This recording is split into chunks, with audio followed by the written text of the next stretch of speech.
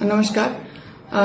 काल धाराशिव जिल्ह्यातील वाशी तालुक्यातील दसमेगाव येथे अफूची लागवड झालेली आहे अशी आम्हाला एक माहिती प्राप्त झाली होती. त्या माहितीची शहानिशा करून त्याच्यावरती कायदेशीर कारवाई करण्यासाठी स्थानिक गुन्हे शाखेचे पीआय विनोद इजपवार यांना मी सूचित केला होता आणि त्याची शहानिशा करून त्यांनी असं मिळाला की तिथे अफूची लागवड झालेली आहे. त्यावरती एनडीपीएस कायद्याप्रमाणे कारवाई करण्यात आली. त्या कारवाईमध्ये 400 किलो अफूचे बोंड आणि फूल असे आम्हाला मिळाले, ज्याची बाजारची किंमत कमीत कमी 72 लाख अशी आहे. त्यामध्ये कारवाई पुढील कायदेशीर कारवाई चालू आहे.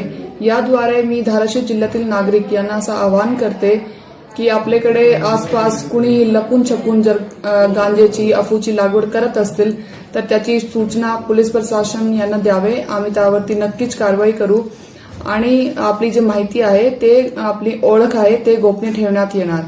थँक्यू.